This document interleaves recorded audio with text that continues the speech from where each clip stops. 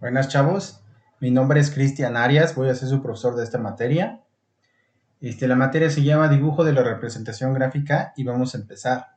Lo que vamos a ir viendo primero pues es la carta descriptiva. Les sugiero que la lean cuidadosamente y si tienen alguna duda pues me pregunten. Lo primero que vamos a ver son los criterios de evaluación, son bastante sencillos y claros, yo creo que ya los han visto en otras materias y no creo que haya ningún problema para que lo entiendan, es bastante fácil y práctico. Bueno, la primera semana pues vamos a tener un foro, una infografía y un mapa conceptual. La segunda también vamos a tener un foro, un mapa mental y por supuesto el examen parcial. La tercera semana vamos a tener un foro, un ensayo y una matriz FODA.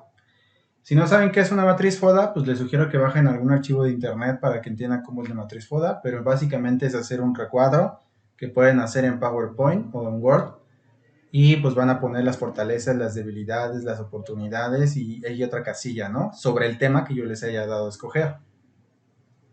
Luego viene el examen final y el proyecto final.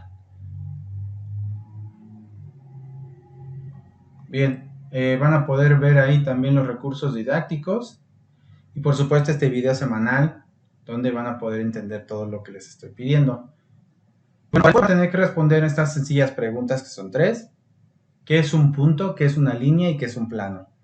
Son cosas que ustedes van a poder ver directamente también en los videos o directamente en los recursos didácticos para que no tengan problemas en responder.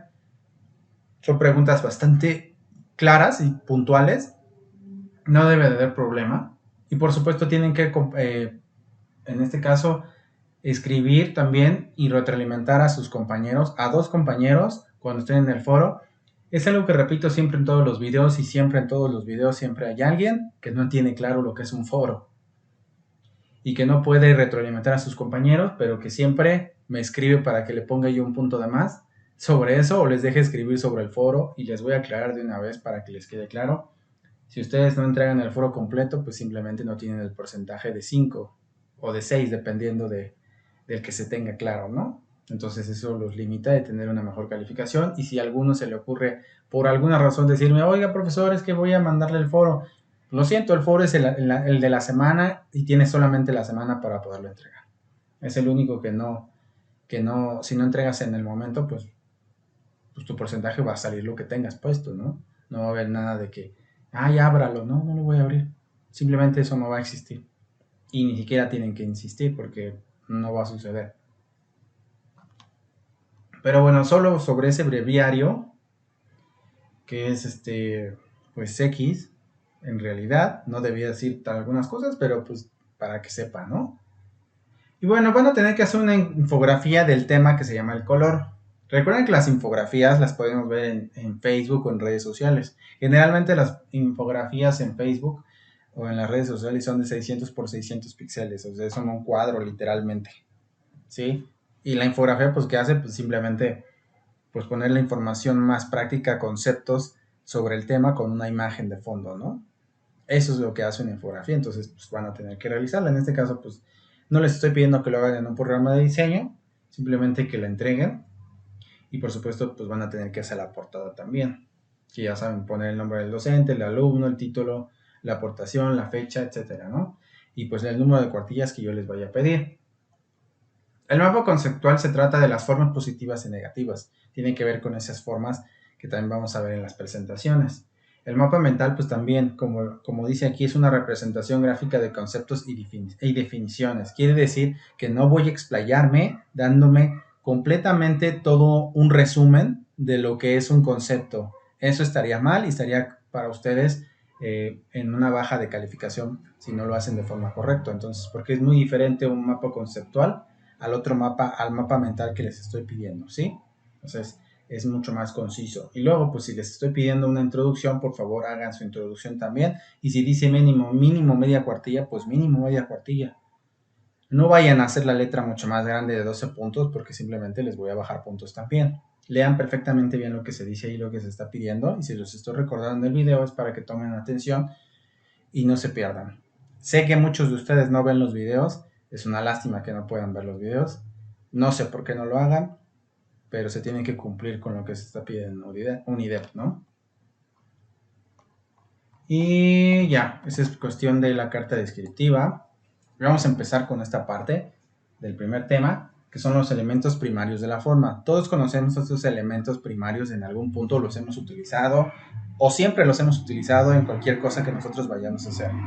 Una de ellas, ese es un problema cuando vives en México, que pasen gente inconsciente y no te deje trabajar.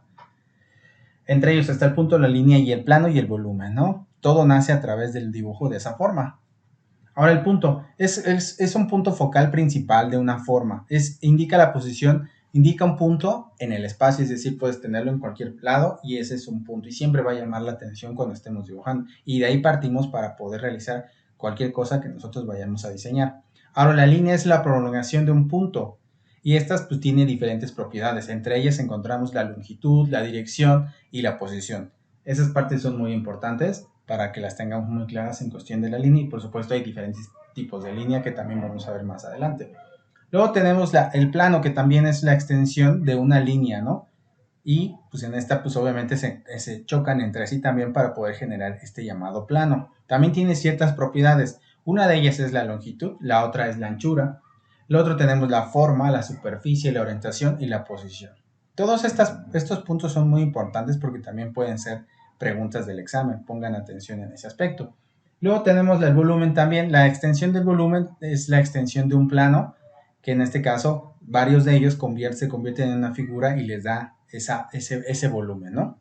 Luego tenemos características del volumen, muchas en este caso se repiten con la línea, ¿no?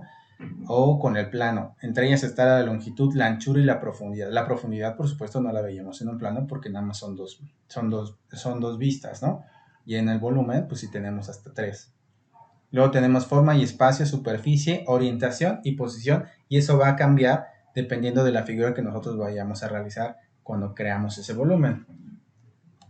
Ahora, viendo un poquito más adelante, vamos a ver algunas figuras o representaciones. Por ejemplo, podemos ver ahí en la pantalla los puntos, y si ponemos puntos en una dirección o en un sentido, pues nos va la certeza de que a lo mejor es una línea, aunque en realidad no se sigue, no continúa como tal, porque el mismo punto pues es cerrado, ¿no? No tiene una forma, digamos, cuadrada, sino más como circular. Luego la línea pues puede ser punteada, puede ser más ancha, puede ser delgada, incluso puede tener una cabeza de flecha o una punta de flecha para dirigirnos a algún lado, ¿no? Y luego los planos, pues los planos pueden ser vistos desde diferentes ángulos, pueden ser vistos superior, inferior, lateral, izquierdo, derecho, abajo, arriba, etcétera, ¿no? Y el volumen, pues como ya lo habíamos visto, pues también puede ser visto desde diferentes ángulos porque son planos que se conjugan entre sí para crear esa figura geométrica. Luego, vamos a profundizar un poquito más en los temas. El punto es el primero de los elementos de diseño y es el más básico de todos. Es algo muy fácil de entender y practicar, ¿no? En este caso se señala la posición en el espacio, quiere decir en el punto donde nosotros lo vayamos a poner. El punto puede ser un elemento tan simple, tiene una forma de igualmente simple. Un punto no tiene una dimensión, como les decía, simplemente es algo muy pequeño, ¿no? Para este punto tenemos que indicar que el punto que se encuentra en el espacio pues ocupa un plano en el terreno y debe proyectarse según un elemento o línea vertical, como los ejemplos que vemos aquí. En este caso, por ejemplo, vemos los puntos como están aquí o entre sí, diferenciados en diferentes direcciones, pero puestos en diferentes, digamos, sentidos, pues te puede generar algún plano o incluso una línea o una figura, ¿sí? En este caso, visualmente nosotros tendemos a crear esas formas porque a lo mejor ya las vimos o las conocemos, o también son de forma inconsciente algunas de ellas. Otro punto que tenemos que profundizar es la línea. La línea es la prolongación de un punto que se convierte en una línea. Desde el punto de vista conceptual, pensamos que la línea tiene una longitud, o sea, que tiene un largo, pero carece de anchura. En este caso, pues no podríamos decir cuánto podría ser la anchura, pues dependiendo a lo mejor, tomando en cuenta a lo mejor el tipo de lápiz o plumón o elemento con el cual nosotros vayamos a trazar esa línea, ¿no? Pero también carece de anchura y no tiene una profundidad. No sabemos hacia dónde genera esa profundidad hasta que choque con otra. Y también tendremos esta idea de que, por ejemplo, por naturaleza, el punto es estático. Una línea, al describir la trayectoria de un punto de movimiento, es capaz de expresar visualmente una dirección, un movimiento y un desarrollo, como las imágenes que nosotros vemos aquí, que pueden seguir ciertas trayectorias. La línea también puede tener múltiples significados y distintas formas de expresión, desde la conformación de figuras que ya habíamos hablado, de acción, dirección, movilidad, estabilidad, dependiendo de sus distintos grosores o valores también varía su significado. En dibujo es muy común que generalmente cuando hagamos un trazo, pues se hace un trazo ligero para después, se hace un trazo ligero precisamente para demarcar más o menos el sentido de en dónde vamos a trazar o vamos a dibujar algo, ¿no? Y después lo vamos a ir engrosando con algún otro lápiz o con algún plumón algo más grueso para darle ese contorno o seguimiento para darle forma a la figura o al objeto que nosotros vayamos a dibujar. Ahora, los tipos de línea, pues ya los vamos a comentar ahorita. Tenemos vertical, todas son rectas, en este caso son horizontales también. Tenemos líneas curvas, esas pueden variar mucho también, en qué sentido y la forma. Tenemos líneas poligonales o quebradas. Las poligonales siempre terminan en puntos y se entrecortan en líneas rectas, no como las curvas, y las quebradas, pues sí, tienen esa parte que no son curvas. Pero también tenemos líneas mixtas como las que se ven en la pantalla, que pueden variar dependiendo cómo lo utilicemos. A lo mejor esto nos remite un poco a la pantalla esta de cuando te están, cuando estás en el doctor y te estás en la operación y están viendo el ritmo cardíaco, ¿no? Y los grados de espesor de la línea, pues ya les había mencionado que pueden variar. Generalmente son utilizadas, aunque son también utilizadas en cualquier tipo de dibujo, tienen mayor relevancia cuando los utilizamos en la parte del dibujo técnico. En mi caso, pues yo llevé dibujo técnico pues, 3 años en la secundaria, cuando se usaban todavía los talleres. Me imagino que ustedes ya no pasan por esos talleres, o tal vez algunos sí los pasaron. Bueno, vamos a profundizar también en el concepto de plano. Planos son dos líneas paralelas que pueden definirse visualmente para formar un plano. Es posible extender una membrana espacial transparente entre las mismas para captar una relación espacial. Cuanto más próximas estén las líneas unas de otras, más intensas van a generar la percepción de un plano que se está transmitiendo en su creación. Ahora, tiene ciertas características los planos. El plano tiene, por ejemplo, dos dimensiones. Otra cosa que lo caracteriza es la posición que tiene en el espacio. Pero lo más importante que podemos hablar de un plano es que a lo mejor nos puede generar una forma, ¿sí? También tenemos esta opción donde los planos en conjunto, cuando los empezamos a repetir entre sí, pues estas líneas paralelas refuerzan la percepción personal del plano que están definiendo. Estas líneas que se generan con los planos también tienen la percepción de que podamos crear realidades o podemos crear huecos existentes entre las líneas que van generando superficies generalmente planas, ¿sí? Esto es lo que vamos a ver en cuestiones de plano. También hay diferentes tipos de plano, por supuesto. Ahora, los planos se definen tridimensionalmente como volúmenes de forma. Y ese espacio es de tal manera que cada plano tenga distintas propiedades, tanto como el tamaño, forma, color, textura y superficial. Y vemos algunos ejemplos aquí. Todos los planos, estos van generando en su unión, cuando se conjugan entre sí, pues va a generar lo que nosotros conocemos como volumen.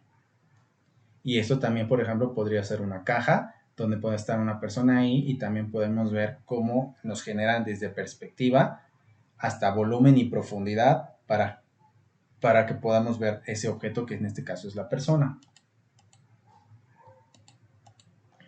Ahora, el volumen, una de las cosas que lo caracteriza también son los contornos y las interrelaciones de los planos que definen los límites del mismo. De ahí van a surgir las figuras, en este caso tridimensionales, que en este caso serían el cubo, el cilindro, el cono y la esfera. Si avanzamos un poquito más en la presentación, vamos a ver esta parte importante que tiene que ver con el tono y la textura.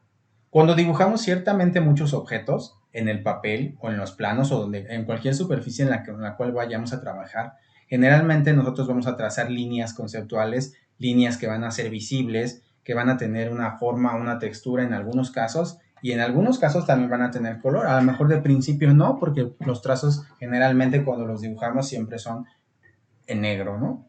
En un plano, por supuesto, plano, perdón, blanco en ese color para que se pueda notar. Luego también otra parte preponderante de que tenemos es que en la parte vamos a ver diseños distintos dentro de lo que nosotros vayamos a dibujar. Otra parte que identifica en este caso al tono, pues tiene que ver cómo lo vamos a percibir, la luz, la oscuridad, las sombras. Y todas estos elementos que les estoy mencionando, pues son los que definen generalmente el tamaño del objeto que nosotros vayamos a plasmar dentro de sí. Ahora también esto puede ser relativo dependiendo desde el punto de vista en el cual nosotros estamos observando. También tiene que ver un poco con los términos de la magnitud y la pequeñez, que es en este caso pues puede ser físicamente mesurable también desde el punto de vista donde lo estemos observando, desde si es cerca o es lejos. Y vamos a ver otro punto importante que en este caso tiene que ver con el color y también nos vamos a extender con ese tema también, pero un poquito más adelante. Cosas que también podemos distinguir con el color, pues sí es lo que ya les mencionaba. En este caso hay veces que por la luz podemos ver objetos que son más blancos, otras veces son como intermediarios entre grises y a veces un oscuro llegando casi al negro, ¿no? En ese sentido, el color generalmente se utiliza para generar un objeto a través del espectro solar, que en este caso pues, nos genera los colores neutros, que en este caso pues, serían los intermedios, que encontramos entre el blanco y los negros, que serían los grises intermedios. Esas variaciones tonales pues, son las que nos permiten generar en este caso también muchas veces las texturas que vamos a ver de los objetos. La textura también se refiere a las cercanías de una superficie que también te pueden generar una forma. Pueden ser utilizadas como un plano normal, también puede ser para algo decorativo. Las texturas pueden ser también suaves, rugosas y pueden tener diferentes sentidos y también se pueden sentir de alguna forma cuando las tocamos para diferenciar un elemento del otro, ¿no?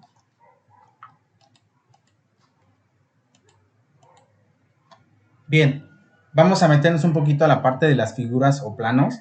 En este caso, pues vamos a ver algunos que en este caso son los polígonos, que son figuras que tienen más de dos lados. Vamos a pensar en algunos de ellos, por ejemplo, el triángulo, el cuadrado, el rombo, el pentágono, el hexágono, el heptágono, el octágono y decágono. Y estos pueden variar dependiendo de su número de lados que se tenga. También tenemos los triángulos que se pueden diferenciar entre sí. De estos tres, vamos a tener tres tipos de triángulos. En este caso van a ser los isósceles, equiláteros y los escalenos, que en este caso pues, vamos a diferenciar de acuerdo a los grados en los cuales estamos trazando el triángulo, ¿no?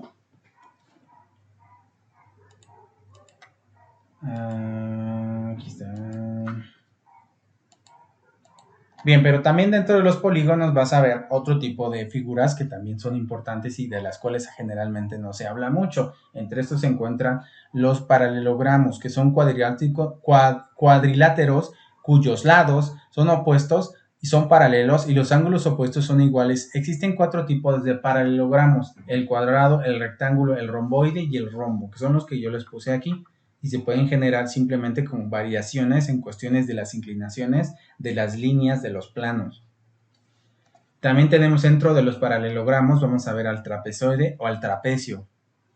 Nosotros, por ejemplo, a esta zona del cuerpo le llamamos también trapecio. Cuando la vamos a desarrollar, por eso tiene esa forma, pues quizá poligonal en nuestro cuerpo. Que también recordemos que para dibujar nosotros vamos a utilizar figuras poligonales para poder hacer nuestros dibujos. Luego vamos a ver que dentro de existen también las figuras que ya tendrían que ver un poco más con los tres lados. Vamos a pensar en esto como formas o sólidos. Un sólido tiene tres dimensiones, como ya les había dicho, tiene largo, ancho y grueso.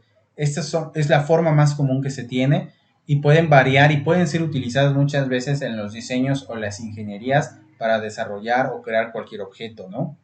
Dentro de ellos vamos a encontrar también lo que son los llamados prismas, cilindros, conos, pirámides y esferas, que son los objetos, digamos, de así más sencillos y más simples, de los cuales vamos a partir para generar modelos 3D.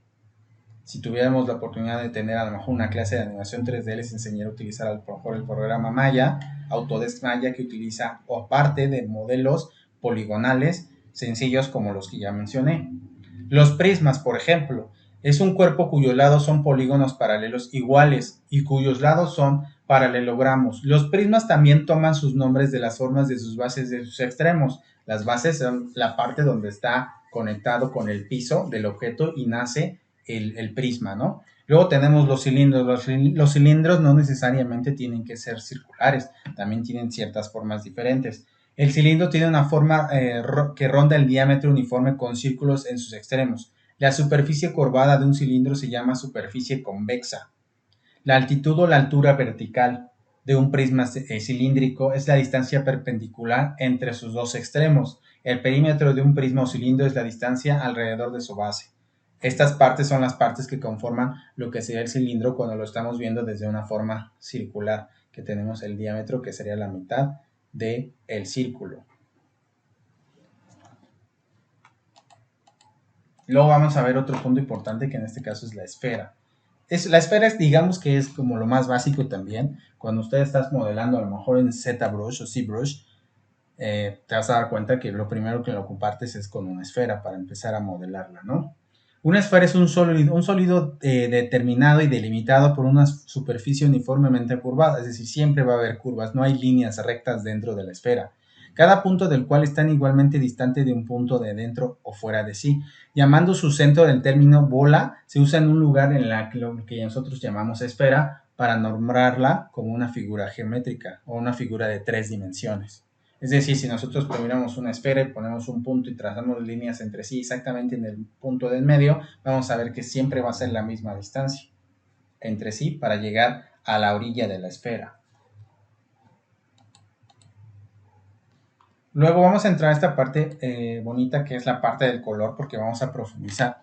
El color, cómo surge y cómo se da cuenta el ser humano que existe realmente. Para eso tuvieron que utilizar un prisma para poder reflejar esto. Estos aspectos son causados por diferentes cualidades de la luz.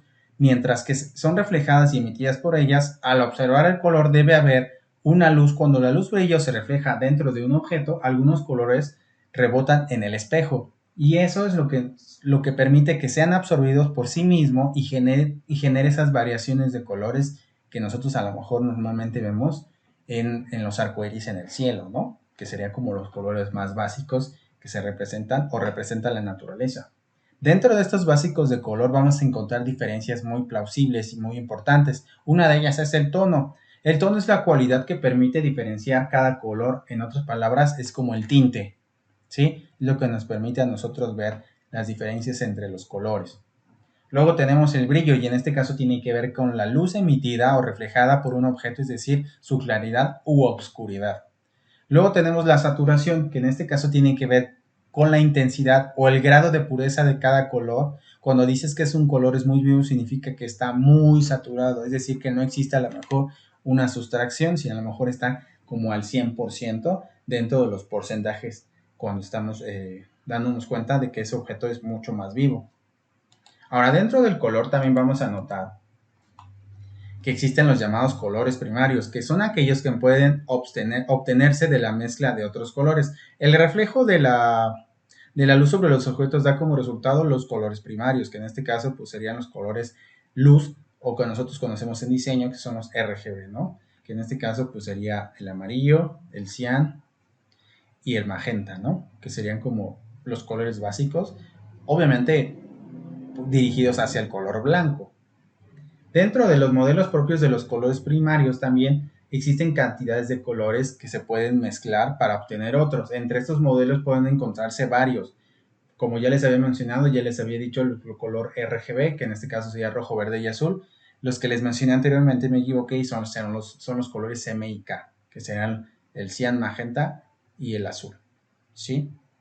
El cian, magenta, amarillo y negro, que en este caso pues son los colores que van dirigidos hacia la gama de colores cuando nosotros pintamos o utilizamos en la vida real. Cuando nosotros hablamos de colores RGB, nosotros estamos hablando de colores que aparecen en la pantalla, que no podemos plasmar directamente en la impresión, aunque actualmente existen ya impresoras que te dicen que pueden imprimirte los mismos colores que tú ves en la pantalla sin tener que convertirlos directamente a CMYK.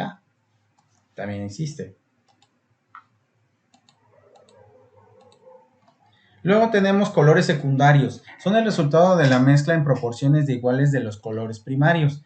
También existen los colores terciarios. Es una mezcla de un color primario con un secundario y dan extensiones de colores, ya que los primarios o secundarios son los que asignan matices para para que se acerquen más de un color a otro. O sea, ya se los mencioné ahí. También tenemos los llamados colores cálidos y fríos. Los cálidos van del rojo al amarillo, pasando por distintas tonalidades de colores, ya sean primarios o secundarios, y que son entre ellos. Los colores también te permiten simular las fuentes de calor de la naturaleza como el sol o el fuego, cuando hablamos de colores cálidos. Los tonos fríos transmitan o transitan entre el azul y el verde. Estos pueden pasar por todas las tonalidades intermedias. El azul ayuda a representar la ausencia del calor y puede evocar el agua, mientras que el verde puede representar a la humedad y la frescura de la vegetación. Entonces ahí tenemos nuestras variantes también en colores cálidos y fríos. Y dentro de eso también tenemos algo que se llama círculo cromático. Existen diferentes tipos, por ejemplo, de círculos cromáticos. Tenemos el digital y el analógico, que pueden variar entre sí en cuestiones de las tonalidades. Si pensamos en el digital, vamos a pensar que en este caso simula la proyección y vía de un panel de control. Es decir, es necesario entrar al menú de configuración del proyector para poder hacer el ajuste. Este lo podríamos ver generalmente en los proyectores que manejamos a lo mejor para proyectar algo en la pantalla, ¿no? O también viene el otro, que es el analógico, que hace por medio de un lente de forma similar al ajuste de un enfoque o un focus. El movimiento de la palanca o el área giratorio de un lado a otro hace obtener un resultado deseado que nosotros buscamos cuando estamos haciendo una corrección del color. Es importante mencionar que no todos los proyectores cuentan con las mismas funciones y estas pueden variar dependiendo incluso de la marca o incluso de la región. Es también importante mencionar que no todos los proyectores tienen, no tienen ese tipo de lente que nos puede servir para producir esta corrección de color, pero también tiene en este caso, por ejemplo, palancas, aros giratorios, que al final lo único que buscan es que uno de nosotros o visualmente nosotros podamos enfocar el objeto para que podamos verlo de forma correcta, ¿no? También existen equipos que se pueden hacer el ajuste de forma analógica, quiere decir con la mano, no de forma digital. Y también tienen otras que es como es el digital, que pues tienen su propio panel de control para hacer esa corrección, ¿no? Y bueno, este es el primer video. Espero que les sea mucho más fácil de entender. Y pues por favor entreguen sus proyectos a tiempo y no se atrasen, porque eso siempre sucede. Hay gente que siempre se atrasa. Entonces evítense la pena de estar pidiendo que se abran tal vez los proyectos en la primera semana cuando ya pasó, ¿sí?